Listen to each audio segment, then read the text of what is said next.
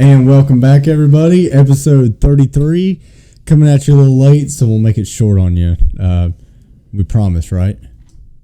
Not with you involved. Not with me. Yeah. But, either way, episode 33. This week, we did y'all a favor. No overview. No overview. We're getting straight into it. So we'll get into our Roval Recap, talk about who stood out, Las Vegas predictions. We'll go into bets, and no choose who zone either. So we're just blasting in and out. So as always, my name's Austin. My name's Spencer. Let's drop the green.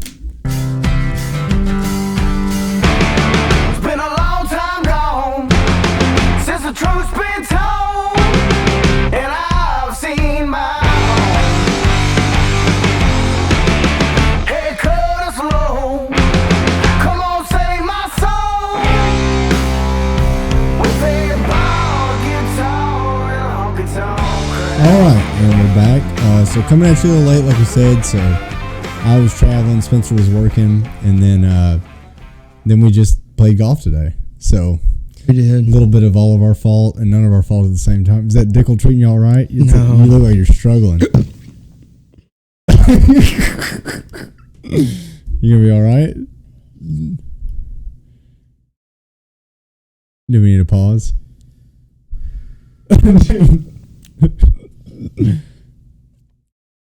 We're gonna make it.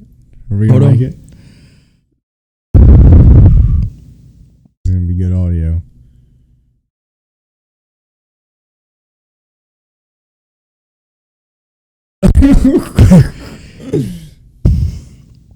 Do we need to restart? No.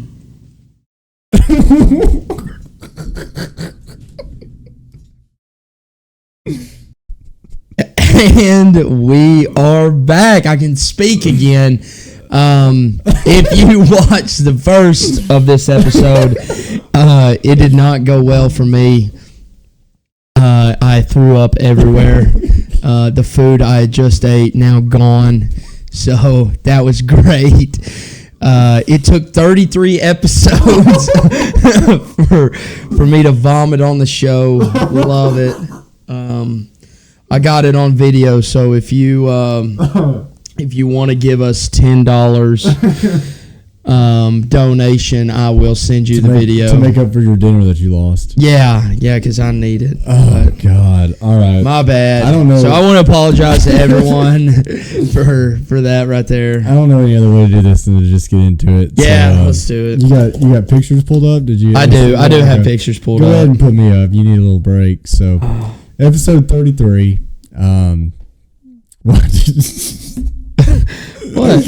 Okay, there we go. Sorry. Golly, give a boy a chance, dude. I can't after this. So, oh my God. Like I said, we're keeping it short and sweet, but I'm gonna go with episode 33, Harry Gant. So I think this is a hot take. I think this is the most iconic paint scheme in NASCAR history. It's a beautiful car, and it's got a name. It's the Skull Bandit. Skull Bandit. So I think that's what seals it. Yeah. You know what I mean? So you know what Skull Bandits were? Guys that dip skull. No, it's like the original pouches. Really? Yeah, so they had pouches back then. They were called Skull Bandits. Dang, that's cool. That is cool. So he was the Skull Bandit. He had the bandit on the hood. But Harry Gant, born January 10th. You want to guess a year? I should know because I did the choose who zone over him. Did you? Yeah. Remember, he was the one that you didn't get. I thought that was Lake Speed. No, you're right. The Harry Gant though was the very first one you did get. It was the very first one. Yeah. I think he was born 1947. 1940. Oh, okay. This dude is old. Yeah, he's old. Yeah. So he was came up as a dirt track racer, and they did the NASCAR Late Model Sportsman Series back when that was a thing. Mm-hmm. So there used to be a NASCAR sanctioned late. Excuse me. I'm not going to throw up. Don't worry. Can't wait to hear this. But there used to be a NASCAR late model sanctioned series. He was kind of like he dominated it, man. And so, he ended up selling his construction business in 1979 to go full-time cup racing. So he had some cup races before then, but 1979, he makes his first full-time season at Cup at the age of 39. Oh, that's old. Old, right? So 1979, he's 39 years old. not terrible, a lot of part-time. Ends up getting his first win in 1983. But really what we want to talk about is this 33 Skull Bandit car. So he gets paired up with a crew chief by the name of Andy Petrie. Yep. I feel like we talk about him every episode. Yeah. Just like, was amazing back then. Not so much now because he just got fired from RCR. So maybe a little bit out of his time. But, there's stories of this car. He had and I know I've told this story before too, he had a window motor on the spoiler. Yep. So knocked that spoiler down. He had wheels on there aimed to the left, really cambered in, so it would turn a lot easier. Just Andy Petrie was really, really smart about that stuff. No engineering degree, just old school racer. You pair him up with a really good driver like Harry Gant, and they just did a lot of good things. So the thing he's known for, he's got a lot of nicknames, which, like we talk about all the time, that's a lost art. Right? It is. But 1990, he ends up winning 5 races. Oh. But 4 of them were all back to back to back to back. Oh my gosh. All in the month of September. So that gives him the name of Mr. September. Mr. September. So he wins Darlington, Richmond, Dover, and Martinsville. Yep. So kind of different tracks, right? I mean, you can't really compare Martinsville to a Darlington or a Richmond. Dover's high banked. Yeah. It's like a Bristol times 2. So pretty good guy, pretty good car, obviously. But that's where he got the name of Mr. September. That was in 1990. So that would have made him, 50 years old? Golly. 50 years old. So, I mean, I think he was actually... Still getting it done. If I remember right, he was actually 51, just the way birthdays fall. Yeah. It was in January. But, I mean, just... We'll never see that again. Somebody that old winning races like that. 4 in a row. Has anyone done that since? Jimmy? I remember because in 21, Larson was going to win 4 in a row. And that's when he blew a tire at Pocono on the last lap. Yes. And he was going to be the first one.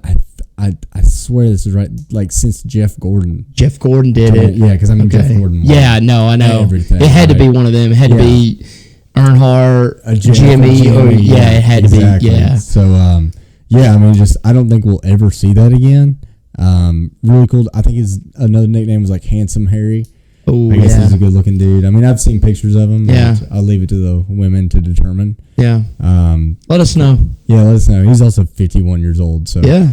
But I'll kind of close it up here. 18 Cup wins. I mean, that's nothing to sneeze at. I mean, that's a pretty good amount. Yeah. 21 Xfinity wins, 0 truck wins. I mean, obviously the truck series started in 95. Yeah. Would have to go back and look, but I would imagine he was done by 95. Yeah. Had to be. Because he would have been 55. Yeah, he would have been. Yeah. But maybe he did run a few races I didn't check into, but I feel like there's like this myth, legend almost of Harry Gant. Like, I'm not saying 18 wins is not good, but it's like when you hear people talk about Harry Gant, it's almost they talk about him like he's a Cup champion. Kinda. Best finish in points was 3rd. He did that twice. 1990, that season I'm talking about, he finished 4th in points. Still, I'm not downplaying the guy at all, but I just feel like when you hear Harry Gant, everybody just like goes over the top about him. Really cool dude, but I think it is impressive to win that many races. Yeah. At 50, 51 years old. I mean, that's insane. No one could do that now. That's insane. I mean, I don't even think we'll see people drive to that age anymore. No, not even close. I mean, we're talking about, Did he race in 10 more years? That's what we're talking about. And being competitive. Yeah. And being competitive. I mean, it just doesn't happen anymore. And obviously, a lot of that falls back onto Andy Petrie. Putting him in a good car. The sport was completely different. But really cool dude. Do you think he's a Hall of Fame guy? Yeah. I think you got to give it to him. The legend outweighs the stats a little bit. I do. Yeah. I do. Just when he did what he was doing, the age, for how long he did it, kind of, I guess. I mean, he still was only in the sport for 15 years. And I'll go back and look. I do know this. All of his 18 wins came in that 33 car. And he didn't start in that 33 car. But to have 18 wins, his rookie season he was 39 years old. Yeah. So to have 18 wins, 39 and up. Yeah. I mean, that's unreal. That is. Because that's, statistically, if you follow the right people, that they say 39 is the peak year, and then it just drops off. Yeah. So you're talking about somebody that came in as a rookie, peak year, and just defied all the odds. Yeah, excelled. So it's nuts to me. Like I said, we'll never see it again. No. There's no way. No. There's no way. Unless Kyle Larson decides he wants to race till he's 50. 50. Yeah. And he won't. No. There's no way he won't. He's already said that he wants to retire when he's 40 and go do something else. Good for him. So he'll just be working at Hendrick like the rest of them. No, I think he'll go race. I think way off topic now. Yeah. We got a short episode. So I think Kyle Larson will retire at like 40, 41, 42, somewhere around there. And unless he just absolutely win every single race. And he'll go run like a full season of sprint cars. He'll go run a full season of late models, like dirt late models. Yeah. He might even dabble in Indy, but like he's going to race till he can't. Yes. He'll be like Tony Stewart. I mean, Tony Stewart's this age, but he's still racing. He's running 300 miles an hour down a quarter mile. I know. So these guys are nuts. But all right, Harry Gant. Who do you got? Who can you top Harry Gant? Oh, I got the topper right here. My boy, Clint Bowyer. Throw him up. Yeah, throw him up. Throw him up. Let's all appreciate this one more time. Yep. The Skull Bandit. Skull Bandit. Handsome Harry, Mr. September. Boom. What's his nickname? The worst Fox booth guy to ever be in the booth. King Doofus. Yeah. The Cheerios 33 car, Clint Bowyer. From Kansas, if you didn't know. He tells us every weekend. Emporia, Kansas, if I remember right. Yeah. You gotta pick the energy up here. I know, I'm sorry. Okay. He began racing motocross. Would you believe that? Yeah, motocross guy.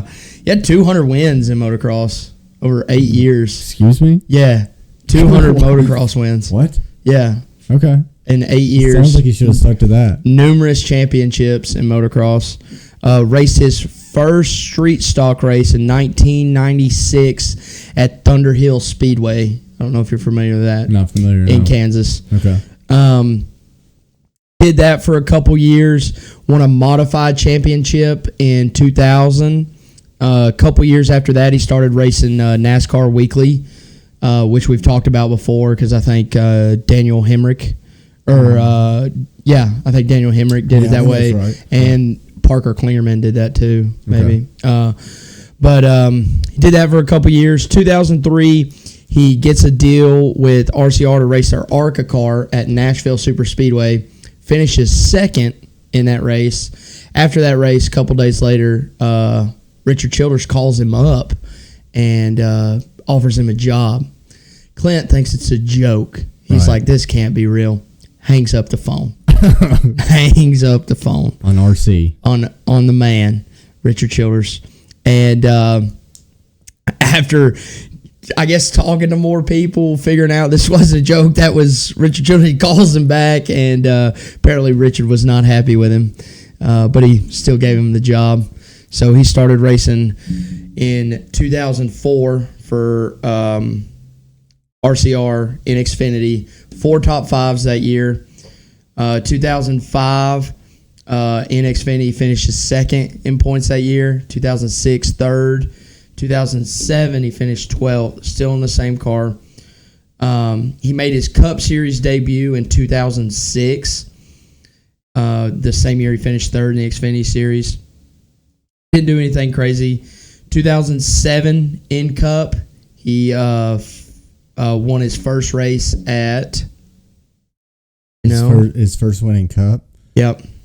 2000 what? 7. Oh, man. I'm going to take too long to think about it. Short track for sure. Yeah. Yeah. Just pick one. Oh, it's not Martinsville. No.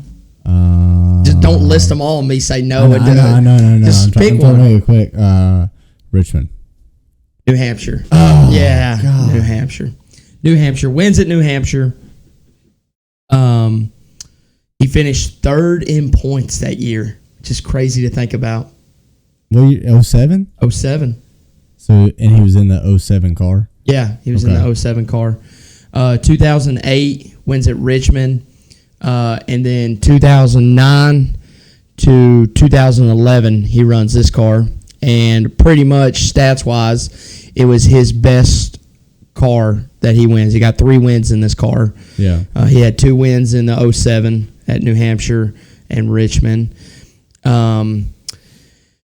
Didn't do anything crazy points-wise in that car, but I don't remember him ever racing it because I never watched then. But so he started in the 07, and it was like he was sponsored by Jack Daniels. Yes. And they wanted number 7 because the old number 7, yeah. But 7 was already taken, so they did the 07. And it was like the font that you see on the Jack Daniels. Oh, that's kind of cool. And then I'm 100% sure, right, because they lost that sponsorship. They're like, well, this number just seems dumb. Stupid, yeah. And his win at Richmond, that was the Kyle Busch Dale Jr. thing. Mm-hmm. And I remember Jack Daniels had already pulled back, so he was sponsored by, I think it was BB&T. It was a red car, but it had the 07 Jack Daniels font. It just looked dumb. So I think that's why they ended up. They once rebranded Jack Daniels it. was gone. Yeah. They're like, okay, well, let's, and that just tells you how much the sport changed. Is like, we were making numbers and fonts for sponsors. We would never do that now because now you have a different sponsor every week. Yeah. So this kind of like just tell you where the sport started changing. Mm-hmm. I think this is a good example. Yeah, really good example. 2009, 2011, 3 wins in that car. 2012, he signs with Michael Waltrip Racing, second in points that year too. Ran with them from 2012 to 2015. 2016, H. Scott Motorsports, he ran for 1 year. And then in 2017 to 2020, he ran with Stuart Haas, and his best finishing points was 9th in 2019. Lighting the world on fire. Lighting the world on fire. Pretty much his best season, I would assume, I guess, would either be... It's got to be 2012. It's got to be 2012. Yeah. In the... Was he racing a 15 then? Yeah, 15. That was the year that he had a chance to win the championship. I mean, everything would have had to fall his way, but it would have been close. So, I mean, Brad Keselowski won that year. Yeah, I think everybody forgets he's a champion. No. So Brad ends up winning the championship that year, but Clint was really close, and Michael Waltrip Racing they had a short period of time where they were really good. That's so weird. It's very weird. Yeah. And we've never got into it of how they kind of fell off the whole controversy of cheating and all that. But so Clint had got into it with Jeff Gordon a handful of times. It was like the second, maybe third to last race. And I think it was the second to last race. Yeah, because Homestead was the next week. And he had got into Jeff Gordon again. Jeff Gordon got pissed. He put Jeff Gordon in the wall. Jeff Gordon's got damage, comes down, fixes it, multiple laps down, waits on Clint Bowyer and wrecks him. Whoa. Yeah, like that's very uncharacteristic, right? Yeah. It was just like, screw you. And that's the whole viral clip of Clint getting out, running. Yeah. And so he finished second that year. Now, would he have won it? Who knows? I think Brad was pretty much had, and I mean, this was an old format, right? Yeah. It wasn't like you win, you're in. Yeah. But who knows? At the same time, who knows? Crazy, but very crazy. My episode 33, 34. 33, sorry. It's right there. Yeah, I wrote it down wrong on my piece of paper. 33. You're struggling all around. I am, dude. It's been a day. It's been a week. 33. Clint Bowyer, 33. Right, let's move right along. So we have no overview, which I think is a good thing now. I don't know if you can handle an overview. So we'll skip into Roval Recap. Only got 2 bullet points here, but we'll do was it a good race? What do you got? Yeah, I gave it a 7.6. I thought it was pretty good. It's higher than I thought you would get. Yeah. I mean, they changed the track. You got turn 7 was kind of wild. But Larson dominated. I mean, and I expected to see a little bit more from SVG, and I know him and Allmendinger kind of made a run there towards the end on the new tires, but I mean, once Larson got out there, he was so fast that even when everyone would flip the stage, or he would flip the stage, he would come out 5th, and wouldn't lose. Yeah, wouldn't lose any spots. I wish they would have showed more about that. Yeah, like I don't know how else you can show it other than being there, but it's almost like they're. These crew chiefs are so smart. We're figuring more and more out. There was less people that tried to flip it. Yes, too.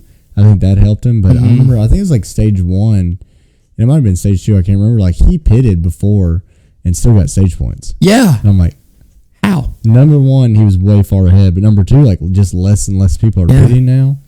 So I guess they're doing the math on it. I wish they'd do that at a super speedway and figure out For real. It's doable, but I gave it a 7-1.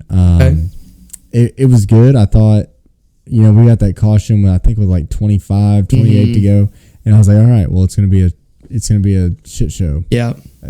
That's how it goes, right? Now, I mean, even with turn 7, it seemed like, and there was definitely chaos in turn 7, but it seemed like the only person that wanted to just really make turn 7 an issue was Carson Hocevar. And I don't know how many people he wrecked or tried to wreck, but it's 4,000. Yeah. It was like every time he was going in there, he was trying to take someone's life. And what I don't get is like, why is, and this is not his first like incident. Right? No. I mean, no one is confronting this dude. No one's saying anything to him. No one's saying a thing to him. And I mean, even, Ross, he got away with a lot, but still eventually people came up to him, right? Yes. No one is coming up to Carson Hocevar. Not even saying a word. He's 7'12". Like, it probably helps. But he's lanky. He is lanky. Maybe I don't know. I'm with you. I don't know why no one is saying anything to this guy who's continuing to make boneheaded mistakes. Because if it was Ross, dude, they'd crucify him. They'd crucify him. And I don't even know if mistakes is the right word for this weekend, because I think he knew. Yeah, so it's like nobody's confronting him. No one's. I don't understand that, because, like you said, I mean, they would go confront Ross. Yeah. You got people like Kyle Busch and Denny and all these veterans that they're like, that I didn't start learning that I was a problem until these older guys took me aside. Yes. So where's the old guard pulling him aside? I don't know. It's also not just only confronting him, but like even when in post-race interviews, no one's even mentioning his name. No. That and to me, that's like where it starts. You start mentioning his name. You're like, hey, clean it up, whatever you got to do. But no one's talking about it at all. So, and it's not like he doesn't have speed. I mean, I think he's up there far enough. Yeah. That there's people that are there's good guys that are. He is racing around really good cars. Yes. He's consistently every week and still nothing. So yeah, it's wild. It's absolutely wild to me. It is. So do you think just how the race went? Like you said, they changed turn 7. A little bit of chaos. Not crazy though. Was it good enough to stick around in your opinion? No, I want the Roval gone. I not that I necessarily want the Roval gone. I just don't want it in that spot. Shouldn't be a playoff cutoff race. It had its time where it was absolutely madness going into turn 1. We've seen my boy Kevin Harvick lose his playoff hopes right there in turn 1. Yeah. I don't know. I think it's ran its course. You can run that track, but I'd rather see the 1.5 miles. I'd rather see it, especially with what this car does on 1.5 miles. Bring it back. Yeah. Bring it back. And especially with them putting the Glen in the play. I mean, yeah. As much as we want to run road courses, I get it. You got to put one in the playoffs. Yeah. But make it an actual road course. Make it an actual road course. Yeah. Yes. I don't understand why we're doing this. And I mean, it's just not. It seems like such a. I don't know if afterthought's the right word or just. It doesn't seem professional to me. Yeah, it doesn't. I don't know. It just doesn't. It's. You can mask it up. You can change the layout all you want. It's an oval. Yes. That we're going into the infield and running a road course. I know. It doesn't make any sense. And we're entering on turn 2 and going around and then doing a chicane on the back. Yeah. I don't know. It's silly. It seems silly. It seems so silly, but F1's making fun of us. That's the other thing. Is like you want to be a premier motorsport, and it's like, oh well, we didn't like the oval, so then we decided we go through the parking lot. Yeah, and that's all it is. I mean, it's so dumb, so dumb. But we'll get into standouts. So I got Carson and Corey. I think Corey blew a motor pretty early on. Yeah, very early. I didn't hear anything about that. I'd like to think it's his fault, but. I mean, maybe money shifted it. Maybe he did. We'll give him the benefit of the doubt, but I'm sure it was his fault at the same time. So I've got Carson and Corey. I'm still keeping track of that. 23-9. Yep. That just is like sugar on my tongue. It can't get any sweeter. Nope. And then Justin and Corey 2-1. 2-1. Is that right? Yeah. And only 3 races, and we got what? Yeah. We got 4 left. We got 4 left. Okay, so that's right. Should be right. Are we finishing 6-1? Yeah, I think so. We're going a mile and a half. I know. I'm still not worried. Okay. I'm not worried. Because I think Corey, if you remember the first Vegas race of the year, he had speed. He did have speed. And Carson wrecked him or like got into him. Got it. Mm-hmm. But then I remember Corey wrecked too. So Justin Haley should have speed. Corey's in the 51. He should be a mile off the pace. Yeah. As long as Justin Haley keeps it clean. He should be fine. You would think. Yeah. He should be fine. Just follow the wrecking ball Carson Hocevar. Right. Wherever he goes. Just be right behind him. Yeah. Because there'll be chaos in front of him. And I think this could be like, I don't know if you did your bets or. Yeah, I did bets. That might be a sneaky top 10 when we get there. No, I didn't. I went strictly conservative after missing everything last week. Yeah. We'll get into that. So, really the only thing before we pick our fifth qualification. Yes. I mean, really, I think that's the biggest news coming out of the weekend. Yeah, and kind of out of nowhere, really, for what they did. And we've talked about this off air a little bit, but the advantage that they would get from this on a road course, it doesn't. Yeah, it doesn't make any sense why they would do this. What they were thinking. Bowen literally just had to get to the end of that race, pretty much. He won stage two. And like you said, if you're light on a road course, I mean, we're no engineers, right? But I can see light at a short track, or literally anywhere but a road course. Yeah, because I feel like a lot of that's in the driver's hands, and I mean, how much does being light at a road course help you? To me, zero. When and we saw him. Still struggled, and we saw him X Games it over the track. Yeah. And there was pieces that flew off. There's video of that, and so we're like, oh, okay, well, that's right? Why. And then it's Hendrick, so we're like, they'll appeal. Yep, they'll probably win it. Yep. Daddy Rick always gets his way every time. They don't even appeal it. I know. What do you think happened? You said something to me that really sparked my imagination. Right. This is just a rumor I saw on Twitter. I want to start with that. I don't care. It's factual. That it's going to be way easier to fire him if he didn't make the round of 8 this year. It's going to be easier to fire him next year. And to me, I don't want to believe that that's the case, but we've all heard the rumors of Bowman getting fired at the end of the year. But also, those rumors have been there since he started. Yes. Yes, they have been. But he's always performed well, pretty much. I mean, I don't know what else you can do. Better stats than Chase Elliott this year. Yes, way better. And somehow Chase is just barely there. He's barely hanging on. Yeah. To me, it just brings more into question of why in the world and the other thing is he had nothing to do with that disqualification. No. Like no. It goes in with Denny's engine. The driver has no control of that. And so how would he know if his car was light? I mean, he doesn't know. No. The only people that would know would be the engineer, the crew chief, that they were doing something shady. Why would they do that? I don't know. I don't know. I mean, it's a crazy conspiracy. I think the only way, if that does hold any weight, right? Yeah. I think it starts with it was an accident to begin with.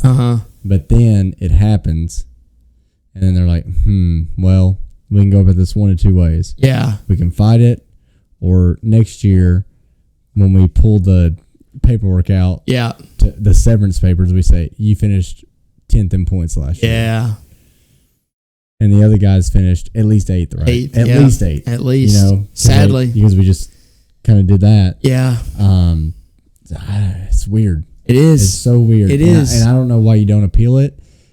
I'm more inclined to believe they were doing something sketchy for some reason, right? Yeah. I don't know why you do it on a road course. And they probably were playing with those tolerances that are right on the edge. When they lost a little piece of something, maybe that skewed it even more. And then it's like, well, we could fight this, but if we fight it, then that'll open the book of what we actually did, which maybe is something else weird. Yeah. And like they didn't want to get into that. Just cut your losses. Cut your losses, be done with it. But you go back to, and I think it was last year with the what's on the hood here? The things, the duck. It's not the ducks, But you remember all 4 of the Hendrick cars had these hood flaps, not flaps.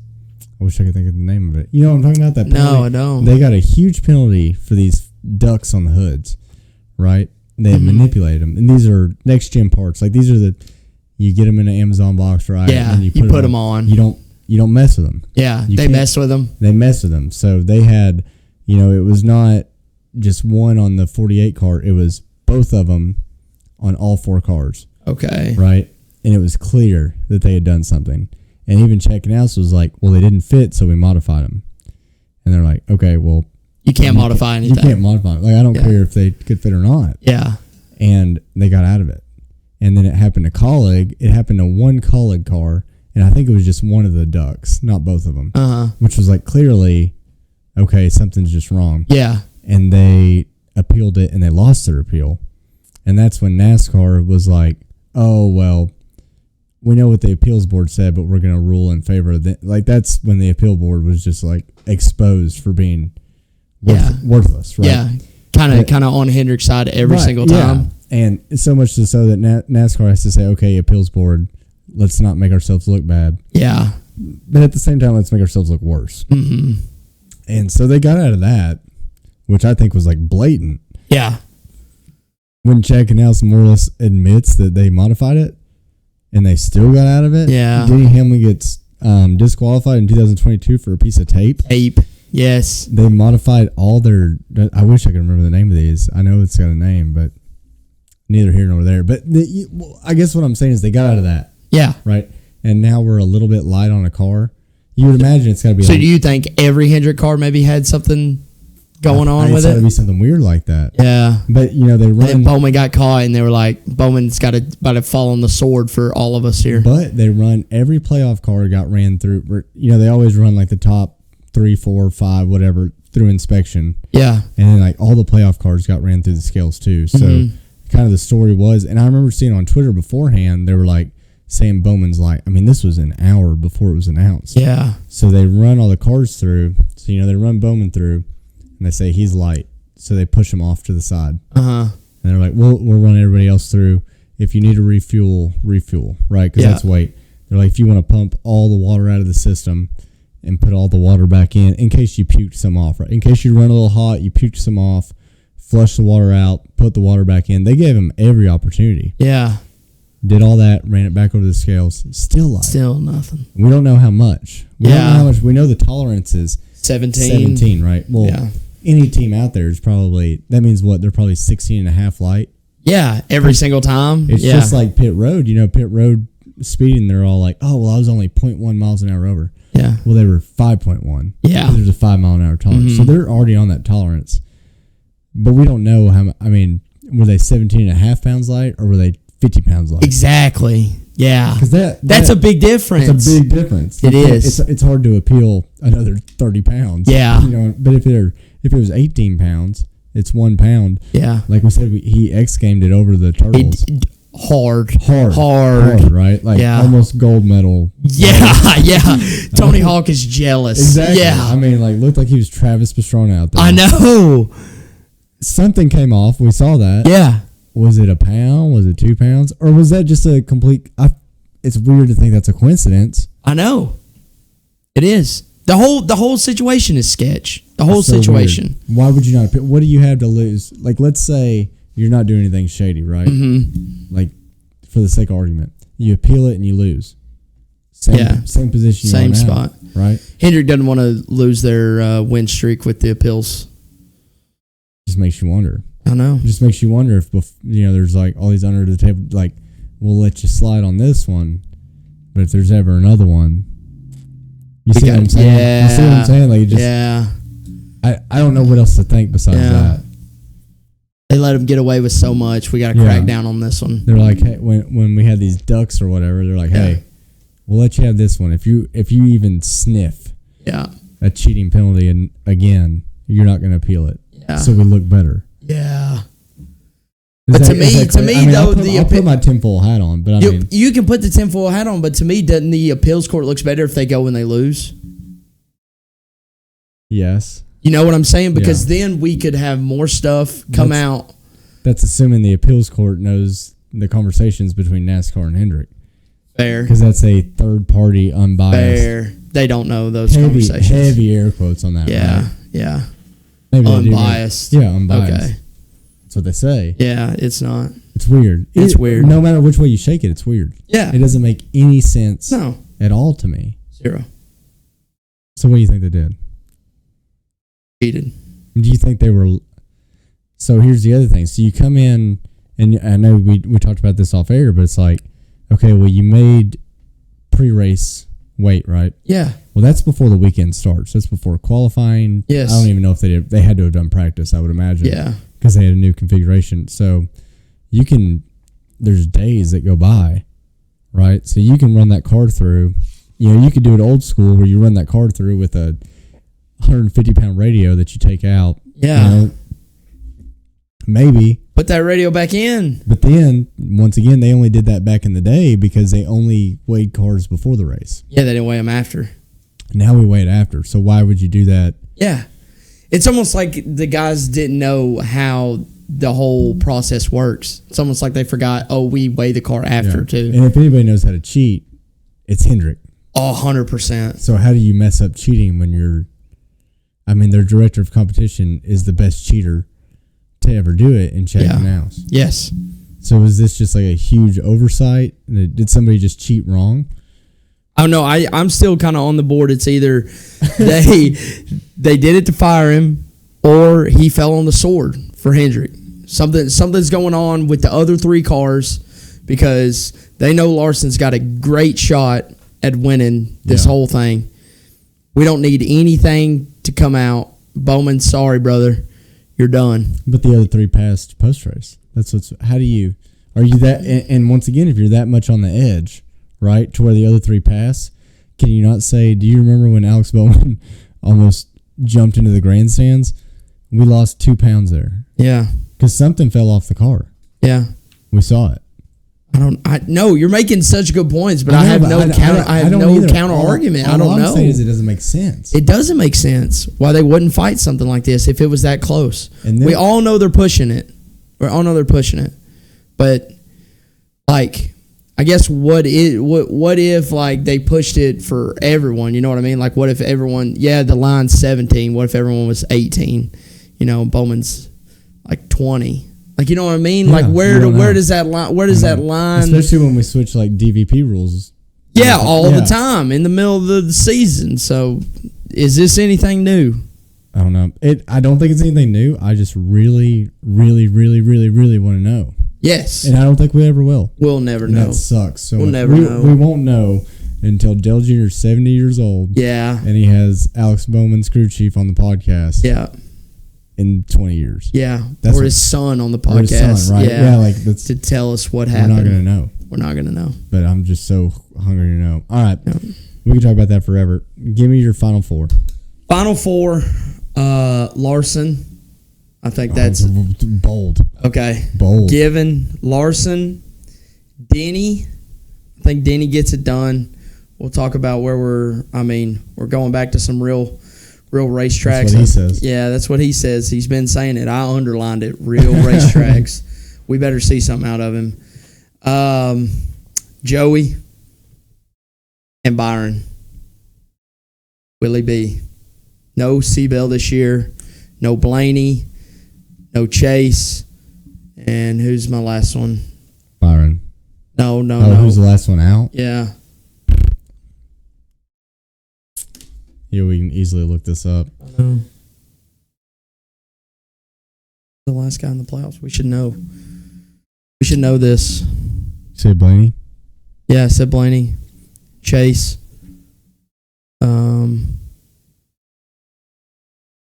Said someone else. Did I? Oh, hold on. I'm just pulling it up. It's been a week, dude. OBS has crashed 19 times. So we got Tyler Reddick is here. Tyler Reddick, yeah. So, okay. So you've got Larson, Denny, Joey, Byron. Yeah. I'm going to go Larson, Seabell. He's done it 2 years in a row. I know. I had him down, marked him out. I don't know. Dumb move. I know. Larson, Seabell, Reddick, Hamlin. I'm just a believer. I know. I'm drinking that Kool-Aid that he's throwing down. It's hard for me to not pick Joey because he backed his way into an even numbered year.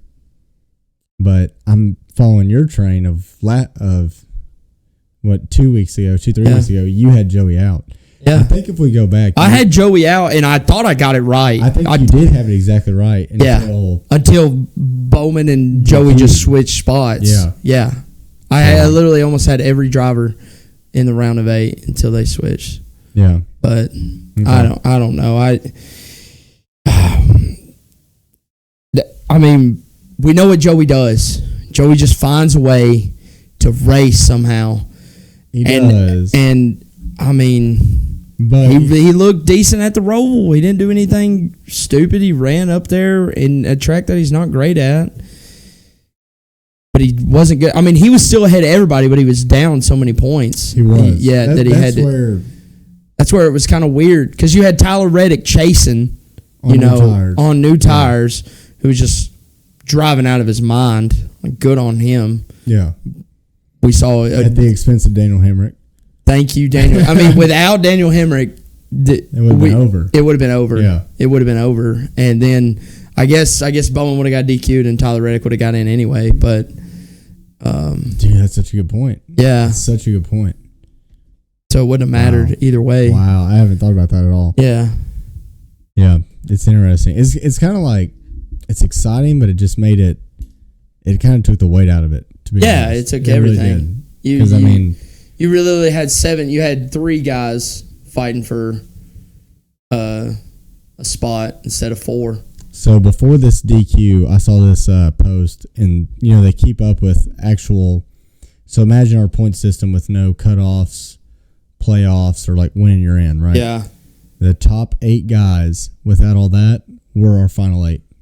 Wow. Until Bowman got DQ'd. Wow. So Bowman was a top 8 driver, like statistically, without all the circus going on. And so everyone was like, we had 2 wild card rounds, absolutely wild cards, right? Yes. Road courses, 2 super speedways, 2 road courses, just no real racetracks, like Denny says. Yeah. And somehow we still had the best 8 make it through. It just feels dirty. It not only feels dirty to have Logano in it, it just feels dirty because this is how Logano's won both of his championships. Both of them. Sneaking in. Yes. The only thing that gives me a little bit of comfort is, like, I just don't think he's had the speed. Before he's turned it on, they've had the speed, but he just hasn't had the speed. He needed this to get into the final 8. That's what makes me think he's not going to get into the final 4. Okay. We'll see. We will see. Yeah. But, I mean, maybe I'm just telling myself that, but. I mean, no, you're right. He hasn't had speed. You're not telling yourself that. That's true. But, dude, I just find a way. They find a way in their bag of tricks. Somehow, Seabell or Chase will get DQ'd. Somebody, Tyler Reddick. Yeah. I mean. No, I know. 2022, Joey won Vegas. Yeah. And then basically took 2 weeks off and won Phoenix. And then won Phoenix. All Joey has to do is win 2 more races. Out of the last. That's it. Yeah. And he doesn't even have to win the last one, right? No, you don't. If Ross Chastain shows back up. That's right. All right, well, let's go into Vegas predictions, and then we'll get into bets. I guess we'll close it out after that because there's no choose who zone. I know, man. I vomited everywhere on that choose who zone. All right, so I've got Larson domination. So I think he's finished top 2 the past 4 races there, something like 4. that. He shows no signs of stopping. Nope. He won it earlier this year. Remember Reddick was kind of catching him? Yeah. We actually watched it at your house. Yeah. You think it'll still be that Larson-Reddick battle? I think that'll be the go-to. I think Willie B is going to have something for him. Willie B's won here before. What do you think? I don't know. I just think the other Hendrick guys know it's time. They know that Larson is so good here. That's why it's so hard. But to me, you're circling Martinsville for sure because Larson's not that great there. So good at Homestead. To me, would you say he's better? I say he's better at Homestead than he is here. For sure. Okay. Yeah, for sure. So to me, you mark that one out. If I'm William Byron, I think he's going to have to try to have something for Vegas, and maybe he can sneak one here and get maybe it's a 2-tire call at the right time. Maybe it's something that he gets out in front and there's 6 to go and Larson can't get around him or something, to where he steals a Las Vegas win. And again, I think Larson will lead 75% of the laps, but we know how that goes in Larson's camp. Yeah, it's just recently that he started dominating races and winning them. Exactly. Just recently. I mean, that's brand in the new. last month and a half. Yeah, really, it's brand new. Yes. So, to me, if I'm Willie B, if I'm Chase Elliott, we know Hendrick's going to have the speed because they're going to have the same car as Larson does. They know he's good there. If I'm William Byron, this is your time. You got to go get it now. And if you don't get it here, take Homestead off because you're not doing nothing there worth anything, and then try to win Martinsville, I guess. I think which Willie B's won. He won Homestead before. I think it was 2022. It's when they didn't have Homestead in the playoffs. He won. Yes. And then I think if you're Willie B, I think you're trying to get a solid finish at Vegas, solid at Martinsville, and I think you go to win Martinsville. Yeah. Because he won it earlier this year. Yeah, he did. For some reason, they're good there. Yeah. And I feel like these younger guys that he's probably ran, and I have to go back and look, he's probably ran just as many races not shifting as shifting. So it's kind of like not a new thing, right? It's just it's so much more, I wouldn't say natural, but it's just something else he learned. Mm-hmm. Where you have these other guys that, like a Denny, who was a king at Martinsville. Yeah. I mean, 90% of the races he's ever ran there, he didn't have to shift. Mm-hmm. So I feel like William Byron has an advantage there. I think they just try to get out of here clean. Okay. I also feel like the 24 team has not had speed in 4 months. I know, but and to me, how many races? I feel like they won 3 races. Yeah, they were hot early in the year. But I couldn't even tell you the last race they won. No, it's been literal months. Oh yeah, months. Yeah. It was in the summertime. Yeah. It's almost like Denny. I mean, Denny's the same way. He came out hot. So. Yeah. But I think Denny has a better path than Willie B. That's my opinion. Yeah. But, that's all the show is opinions. Very true. Yeah. And vomit. True that. All right. Well, take me into your bets, and then I'll close it out for you. Yeah. Let's hit some bets. Where are we at? We lost everything last week. We went hard. I lost, what was it, $5 to you as well on Kyle Busch. You said you're going to hand it over to me on the podcast. Yeah. Do you want me to take another? I vomited on the $5 bill I had. I'll get it to you. On camera. You can do it next week. Okay. Yeah, I'll do it next week. I want it on camera. Or we can take one this week and double or nothing. All right. Get through your bets and we'll think about it. Yeah, so last week I lost. Had SVG top 3, Bowman top 10, and Kyle Busch top 5, which I kind of felt good about. Sneaky pick, but didn't someone tell you that was a terrible bet? Yeah, and he finished 12th. So yeah, 7 away. Yeah. But so what are we down now? We're down. We're up to 2.1. We're up 2.1. What were we after Vegas or Dega? We're like 4 or 5. Yeah, we're up 5. And we lost 3. Okay, we lost 3. So we're up 2.1 units. We're up 2.1. So everybody's still making money. Everybody's still making money. But we're gonna get back on the winning train right here. Okay. Right here. Yeah. First pick, Larson to win. Ooh. Plus 300. He's plus 300. Yeah. Lowest odds I've seen all year on a race winner. You got to take it. I think you have to. I thought he'd be plus 150. Yeah. To be honest. His top 10 odds were minus 1,100. That's like F1 odds. Yeah. That's Max Verstappen. Did you go full unit? Unit and a half. Oh my God. Yeah. Okay. We're putting all our eggs in the Kyle Larson bread basket. I feel like you got mad at this week. I did. All right, well, there's half our bets. There's half our bet. The other half, we're going to be short like the whole episode this week. Other half, I've already talked about him. Willie B top 3. That's why you're talking him up. Yeah. I don't like that. Okay. I don't like that at all. Okay. Tell me why. What's your Well, tell me his odds first. Plus 230. I hate that so much more. All right, what brought you there? Tell me there's some stats that back this. No, there's literally there's no stats that I could. I'm going off feel. I feel it. Spencer, I hate that. Okay, I hate that. I see a Larson winner and I see a Willie B second place. That's what I see in my future. Okay, let's just. I just want to see the last time he's even finished top 3. Okay. No, I'll look it up. Don't worry. I know how you are. You take forever. I do take forever. All right. Top 3. It's got to be like March. The last time he finished top 3. All right. Yeah, I'm such an idiot. He finished 3rd at the Roval. Hey, this is how big of an idiot I am. Okay. His last 3 finishes: 3rd at the Roval, 3rd at Dega, 2nd at Kansas. Dude is going quietly now. That's very quiet. That's so quiet. Did you? I didn't even know that. I'm telling you, I'm going straight off like feel of what I feel. 2nd at Kansas, which does make me feel a little bit better about. Yeah, that's Vegas. That's pretty similar. Yeah. This was. I'm trying to find another 1.5 miles before that. We've kind of been absent 1.5 miles besides Kansas. Darlington was a solid 30th. He got wrecked. He got wrecked? Yeah. Okay. He got wrecked. Say so. Pocono, that's 2.5 miles. That was 4th. Iowa, that's 1 point. Yeah, it's short track. It's over. I thought it was over a mile. That's fine.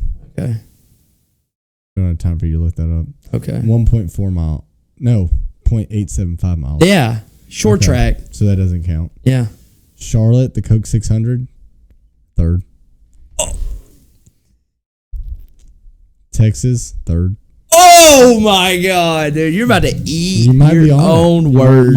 You want to double or nothing that $5 on the top 3? On the top 3. I'll get up. Don't worry. I know you've had a rough go of it. So. I might vomit on you. Yeah.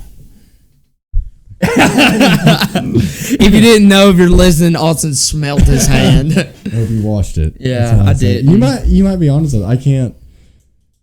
If you hit that with doing no research on it at all, that's the most. I didn't say I didn't. Again, the most you thing over. Huh? That's the most you thing ever. Yeah. You just hit that, dude. The sad thing is I've gambled both ways. Yeah. You know, I've gambled on stats, statistic wise. I've done it all. I've looked at everything. We've ran analytics. You look at lap averages. You take it down to everything that you can. Yeah. Overthink it.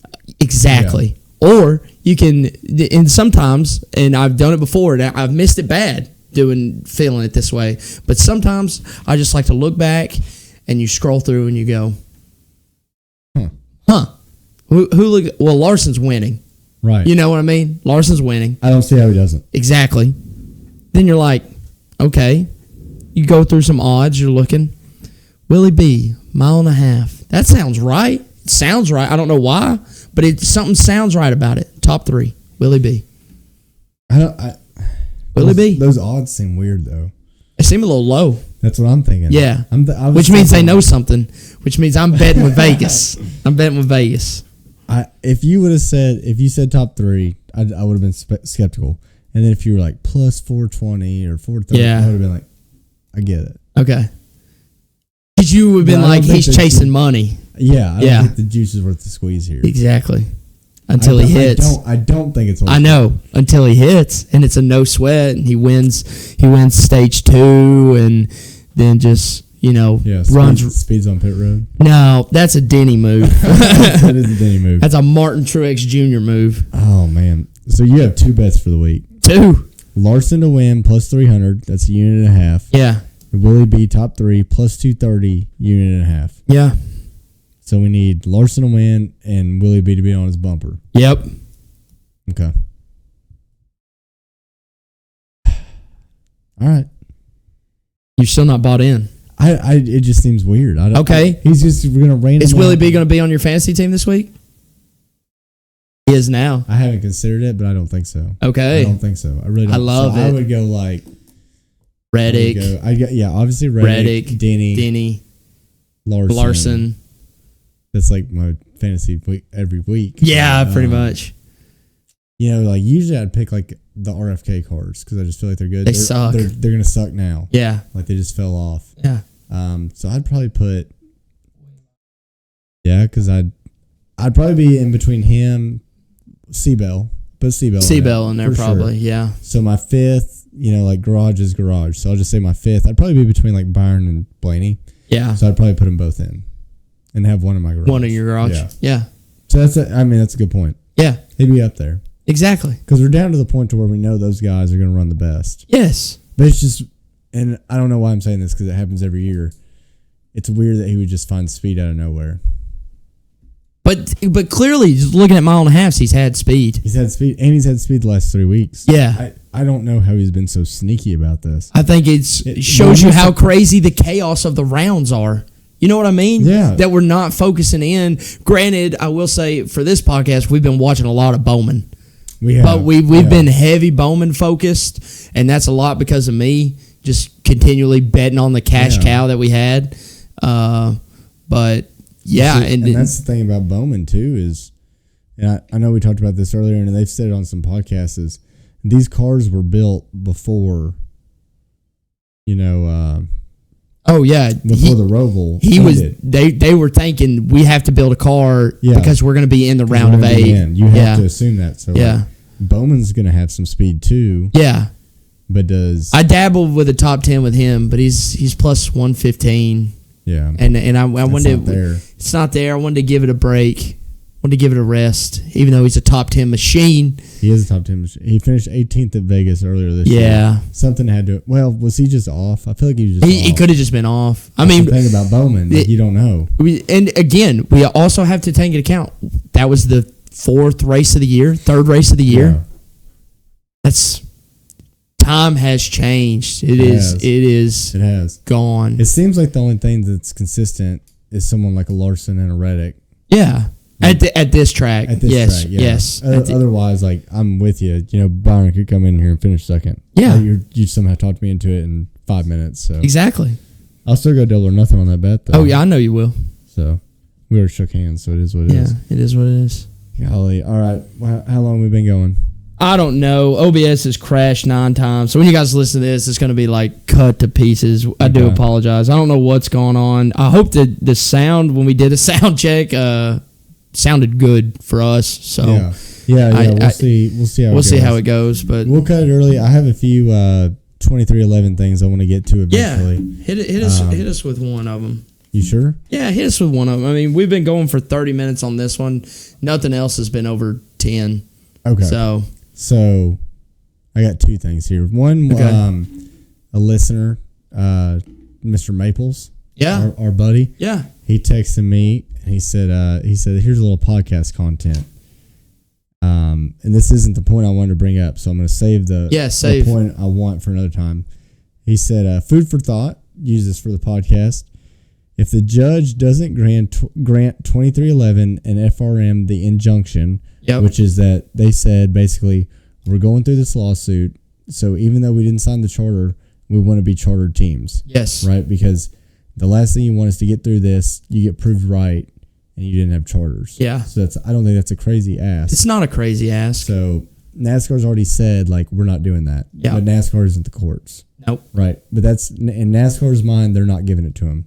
So Maple says, if the judge doesn't grant them that injunction, will they show up or even be allowed to run the Clash next year?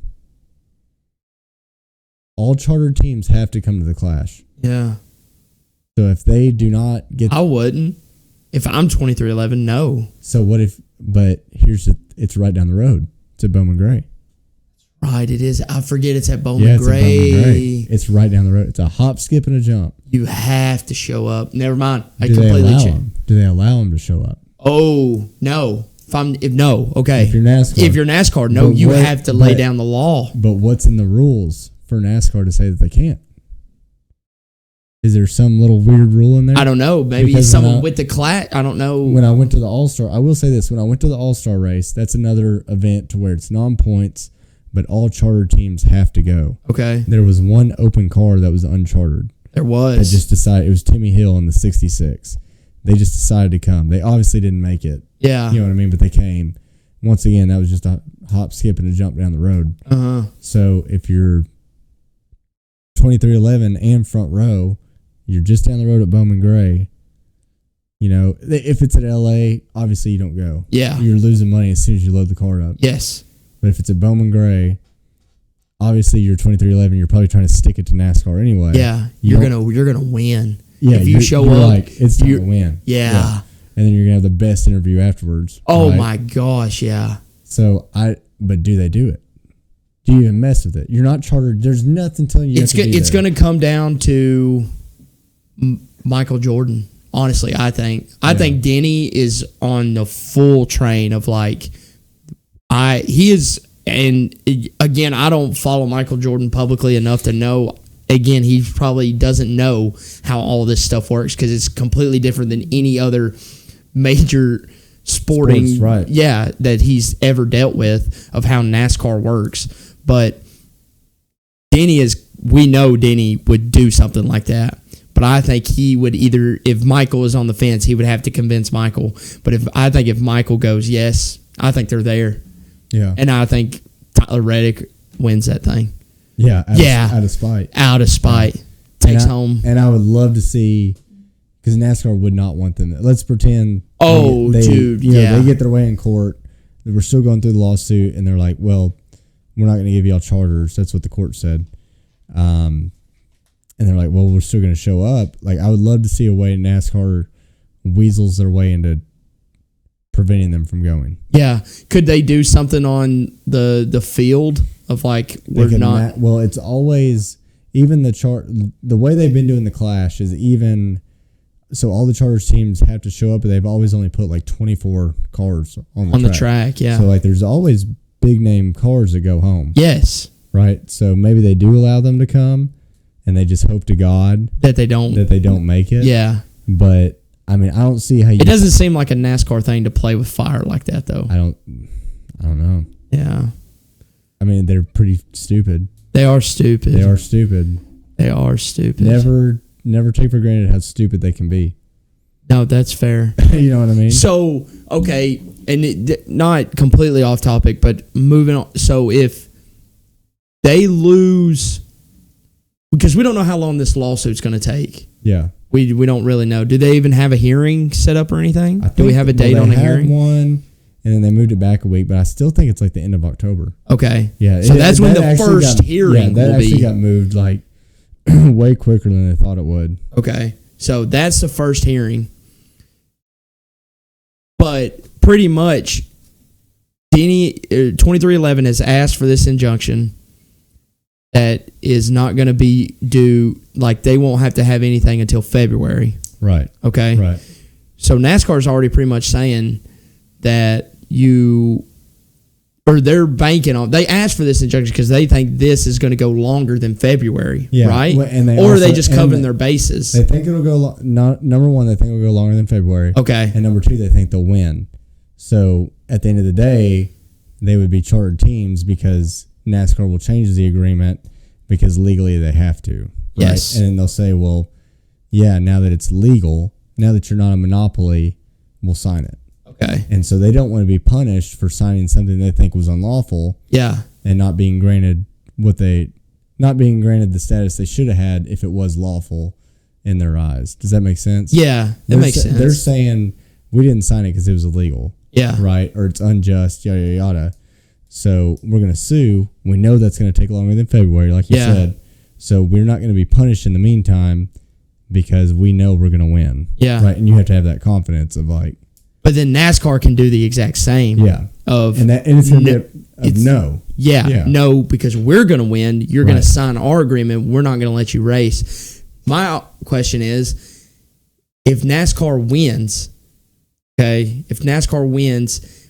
this doesn't get, say they don't get the injunction, they're racing at these, I mean, I would assume they're still going to be racing as an open, as an open car. How does that affect the playoff picture when they come to charter? You can still be as long as they make every race, they're still playoff eligible. But So that would also be like, okay, here's another question. They may say that whatever happens with the Clash, they come to Daytona and Bubba wins Daytona. Mm-hmm. Is Bubba just going to show up at every race, drive it around a couple laps, and park it? Because he could do that then. He could do that then. He could definitely do that. Because he would be an open car. He could definitely do that. Yeah. Yeah. And that would get him. He went to every race, park it, and then wait till. I mean, that to me is the even bigger middle finger. It is to them because it wouldn't be in their best interests. No, but it would be a perfect middle finger, like you're saying. Like, here's how stupid your system is. But also, though, and not only that, I think you could get a sponsor to buy on for something like that. You know what I mean? Like, hey, we're gonna go hard until we win a race, and then you don't have to pay us anymore. You know what I mean? Yeah, like, true. Yeah, we're just gonna show up and go home. We're gonna show up and go home. We're bringing the starting part back. Exactly. Yeah. I don't know. Which to me, starting part now is unfathomable. Yeah. And to bring it back in that fashion is unreal. Yeah. So you bring up a really good point, and I wouldn't get into this, but I'll touch on it really quick, I promise. So NASCAR made the comment, like you said, that we think we're going to win, we're going on. Yeah. NASCAR made the comment that they didn't sign, so that's the two cars that they had. Plus their third one? The possible ones that they were going to buy. Yeah. And here's another unraveling of that. NASCAR has to approve charter purchases. Oh my God! So they're not going to even let them purchase one. They make this. That's what I'm like. If there's anything to prove that it is a monopoly, is like when I heard that, it's like, oh, yeah, so you can spend $40 million on a charter, but then it still has to be ran through NASCAR. Yeah, ridiculous. I don't think that's crazy because, like, and again, there's so many checks and balances. Like I talked about Kroger and Albertsons. Yes, you know what I mean. A few times. So if you don't know, real quick, Kroger is trying to buy the Albertsons brand, which actually fell through.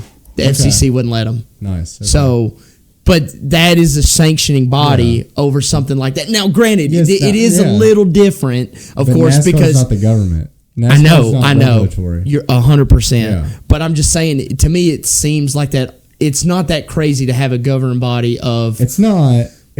But also, like, I think that's a good point. That's a good point. I'll give you that. I don't have a rebuttal. But I'm with you in maybe they should go to the appeals court route of more third parties. Yes. But that also relinquishes control, which they don't like anyway because they're a monopoly. I don't want you guys to think that I'm on NASCAR's side over here, but I'm trying to play a little devil's. Exactly. Yeah. So the one thing I want to say I think is weird, and I don't know anything about it because I didn't sign a charter agreement, right? So NASCAR came out and said, due to them not signing, we have adjusted everything. That's the 4 charters that they had, and then denying the 2 they were buying. So that's from 38 to 32. They said we fully plan to go into 2025, adjust all our purse money, all of our payout money from 38 to 32 charters. Wow. Right? 38 to 32? Yeah. That's 6 charters. Right. Okay. Because 3 apiece. 3 apiece, okay. They were both going to buy one, right? Yes. They're rejecting those. Yeah. I guess Stewart Haas loses out on the millions of dollars. I was about to say, it's Stewart Haas. I'm mad. Right. Yeah. Yeah. Now you pissed off another team. But yes, great point.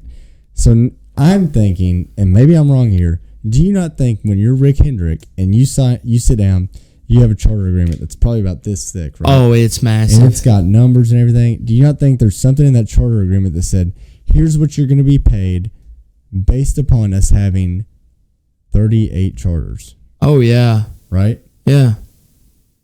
And then you put pen to paper. Yeah, you sign it. You signed it. And now all of a sudden NASCAR says, well, screw them. We've adjusted everything to 32. So they have to re-sign. Is that not a breach? That's a breach in a contract, I would think. Yeah. I'm not a lawyer. Assuming that those contracts said something about the original charter number. It would have to because they sent it to them. And that's how you get paid, right? They break it down by X amount of charters, right? Yeah. Thank the Lord for Drafty Card that I know how this stuff works now. You know what I mean? I'm just saying, like, it had to have said something about the original number of charters. Now that this has happened, to me, if I'm someone that's like Rick's not a good example because he's going to stay in their good graces and he's got billions of dollars, but like a Spire, right? Like maybe they were kind of thinking, we want to be on 2311 FRM side. Yeah. Maybe not. Like maybe we don't want to take that leap. Well, now they're taking that leap. They've got this hell of a lawyer behind them. And now, assuming the original agreements had that charter number in it, which I don't see how it wouldn't have. Yeah. Because it's got to, at some point, boil down on how everybody gets paid with those individual numbers of charters. 38. Yeah. Right? Now you got to breach a contract. Well, get out of it, side up with them. Yeah. And then now maybe they start getting more people in their corner. What if, though, as you said, fat stack contract here? Yeah. There's a NASCAR clause that says we can do whatever we want. Not just that. I was thinking more on the fact of NASCAR is stupid, but I do think they're smart enough to go, if we don't meet these 38 charters, here is how it's going to be reworked. We're gonna take the 6 charters, split them evenly up. So if only this many sign, this is how much money you'll get, and they could just do it math wise. Like they wouldn't have to put out the exact number, but you could, if There'd you be a fit, little clause in there. It'd be here's the formula, right? Yeah, here's our total amount of money. Yes. Divided by X amount of charters. Exactly. Yeah. And they might be smart enough to do that. Yeah, they might be. But I think it's crazy. No, the whole thing is crazy. But why would you sign that? Why would you sign that? You know what because I'm saying? you're Hendrick and you don't care. You're going to race. But if they're like, here's X amount of money divided by, however, let's pretend the language is like you said. Yeah. However many charters we deem, right? Yeah. Well, that sounds even more like a monopoly, honestly. Right. If I'm Rick Hendrick or Joe Gibbs, I'm going to say, well, what stops them from, instead of 32, what stops them from doing 50? Yeah. What stops them from upping it and cutting my money? Mm-hmm. Why would you sign that? I'm with you.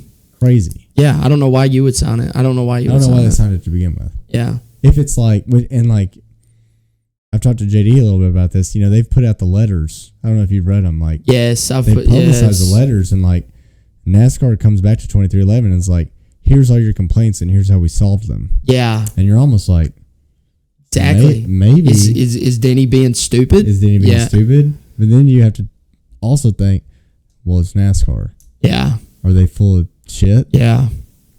Because they have a reputation. Yes. For being full of shit. Yeah.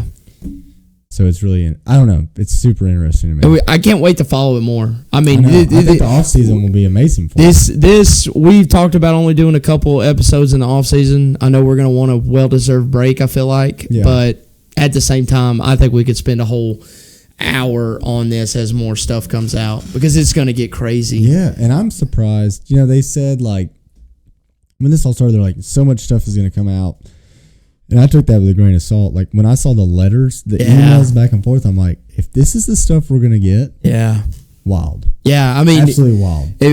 We'll figure out when that hearing is. We may just do a whole episode on that after what comes after that hearing, a recap of that hearing. I wish they'd put it on, like, Court TV. Oh, my gosh. Judge Judy. They go to People's Court. I didn't mean that. I know. But I'm pretty sure all that stuff is recorded. Yeah, I don't know. It's public record. Yeah, it's public record, but I don't think they always televise it. I know, but dude, if I'm Danny's lawyer, I am like streaming on YouTube. I mean, seriously, why not? No, it's a good point.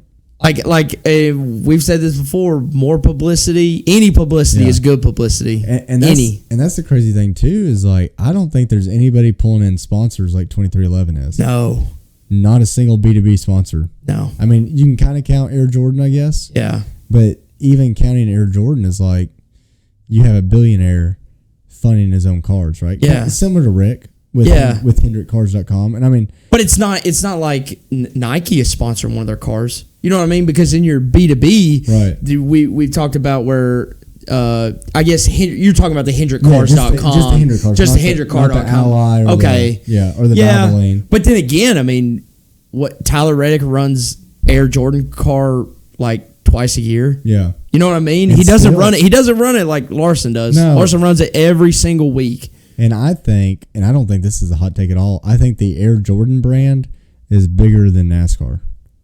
Yes. Like, I don't think that's a crazy I don't take. think that's crazy. No. We just have to somehow get those Air Jordan fans fired up about this. And if you're NASCAR, why are you like, I'm not saying, it's hard. I feel like they bend over backwards for Rick Hendrick. Yes. Right? And we talk about it all the time. I mean, right, wrong, or indifferent. That's how it feels, right? Yes. And now you have probably the biggest celebrity in the world. Close. Top Close. 5, top 10 for sure. Argument for top 5. Yeah. Top 10 for sure. If we went to China right now, they would know who Michael Jordan is. There's people and there's probably people wearing old Bulls jerseys. Yes. Yeah. And like, you're not gonna bow down for that guy. Yeah. Or wiggle a little bit. Yeah. It seems like you get off your high horse. Yeah. I think. But also, again, counterpoint to that a little bit of NASCAR being a family business, dealing with families. Michael Jordan's an outsider. He is. You know, if I'm the France family, what I'm thinking is we've done it this long for this many years and we've been successful. We don't need you. You know what I mean? Yeah. They do, but they're hard-headed. They're so hard-headed of we don't need him in our sport. We don't care how many extra eyeballs it brings. We still have TV deals. Wow. I know. That's No, I'm wild. with Yeah, you. no, But I guarantee that's what's going through their mind. I agree. Is they're like, if you want to be in our sport, follow our rules. You need us more than we need you. That's what they're thinking. Yeah. Which I think is an awful way to run any business. Any business. Any one of them that you would want to try to do is crazy. So yeah. I don't know. Like when they sit back and look at their social numbers and all that, I feel like they've always taken that approach of we're king shit. Yeah. They're not. And they're not. And I think the whole culture of the sport would completely change if they went in with open arms to something like this. Yeah. I'm not saying bend the rules for him. I don't want them to make it that easy to come in, but when anyone really of that high caliber wants to enter your sport, dude, tell them thank you. Walk them through the door. Show them where to get the stuff. Give them the syllabus at the beginning of the class and go, hey, here's what we expect from you. And I'm so excited that you're here, though. But we're gonna teach you. We're gonna learn from you. Get some feedback. To me, if that was more of the relationship with NASCAR, this wouldn't be an issue, and the sport would probably be doing 10 times better. Excellent, yeah. And the last thing I'll say, you know, the whole point of this is to get teams more money. Yes. To not rely on sponsorship. And if you're not relying on sponsorship, you can hire the best drivers, right? Yes. And I think there's obviously exceptions to this, but I'm going to make a blanket statement. Our best personalities are the drivers that are not paying for their rides. Yep. Right? Yeah. Look at a Ross Chastain. Yeah.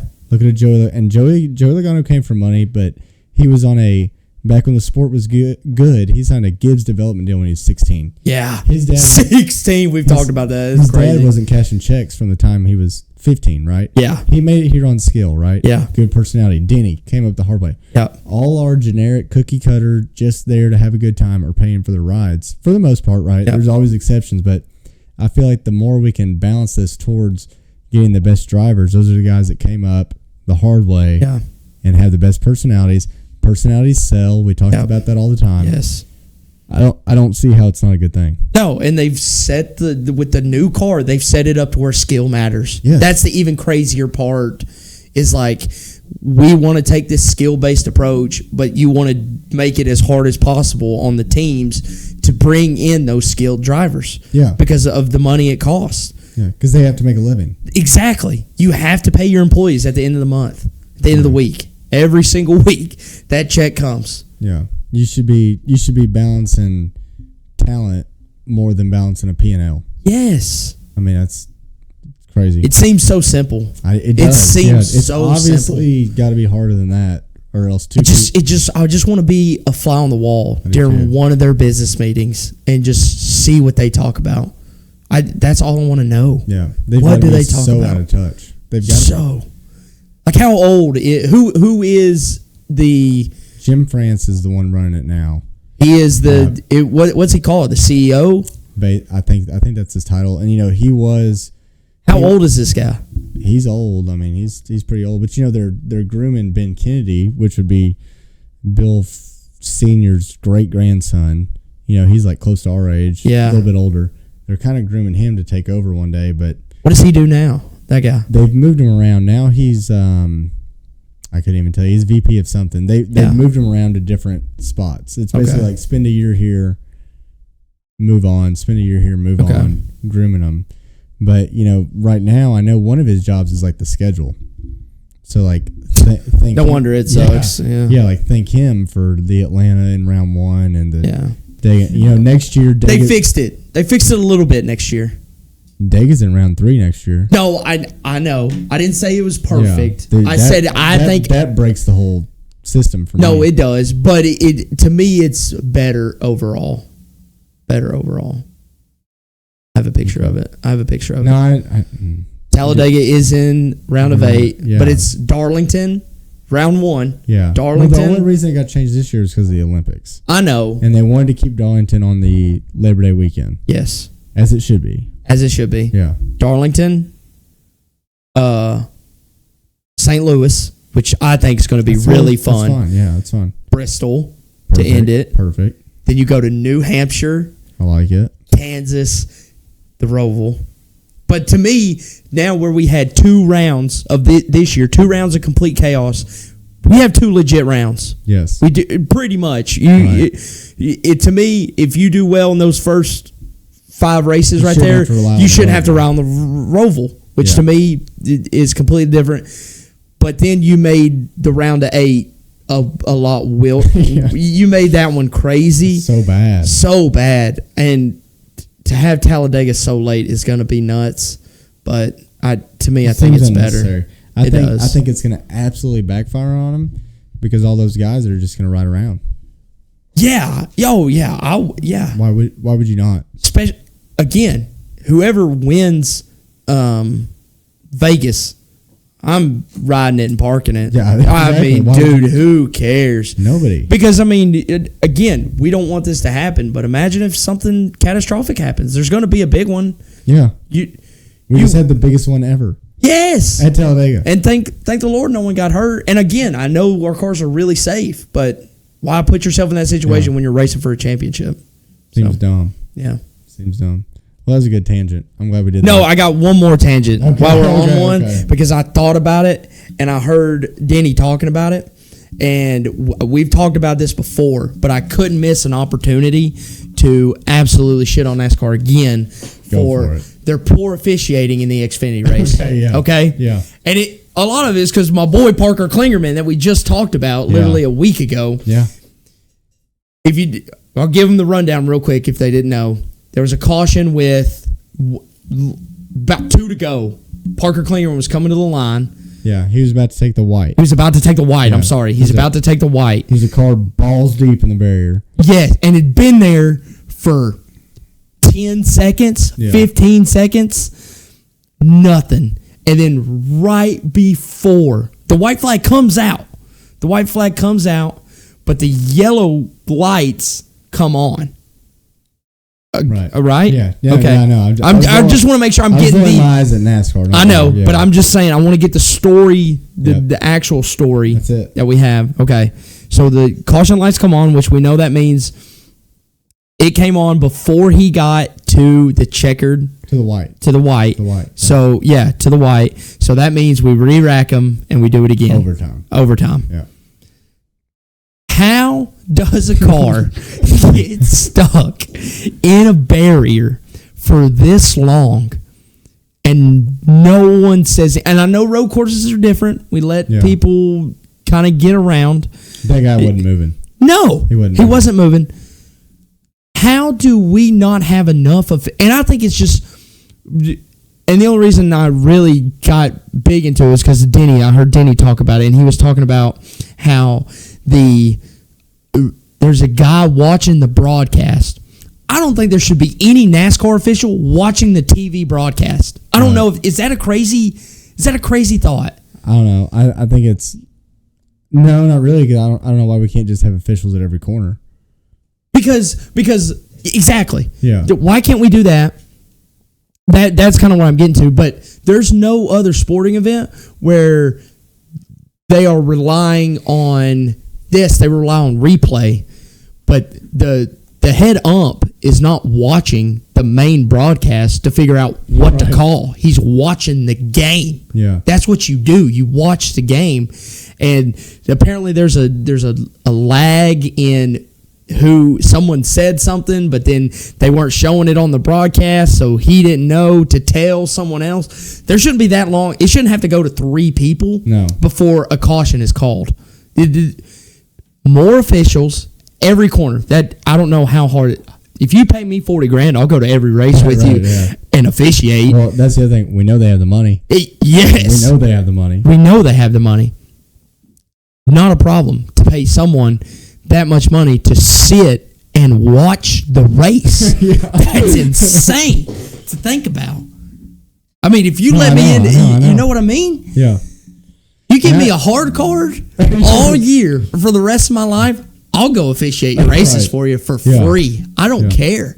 It can't be that hard to sit there. But the other thing I've heard is like, let's say you are a corner worker, you call in, you say, I think it should be a caution, and then head honcho has to review it. No.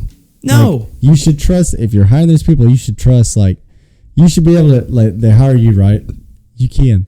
There's a guy, asshole deep in the barriers, caution. Yeah. And they don't even second guess you. No. Right? Yeah. Put it out. Yeah. Because it should have been a caution before the white. Yes. But the fact they let it go that long. Yes. It looks so much, like at that point, let Parker take the white. Yeah. And then end it. Because you've screwed up. You screwed up. Let him take the white because you did it at Indy with Kyle Larson. Yep. You let Kyle Larson get all the way back around, take the white, and then you threw a caution. Yep.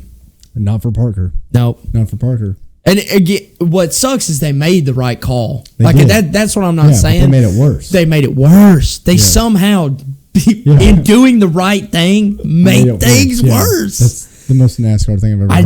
I just don't understand how we keep talking about these same repeated things that NASCAR continues to do that seem, again, so simple to be fixed.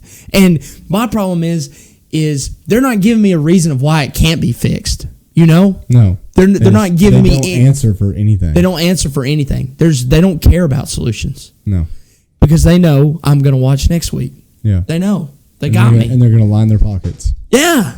It's stupid. So that was my only other thing. I just thought that was... No, that was a good one. That was unreal while we were talking about... It's crazy. Crazy mess. It's been a week, guys.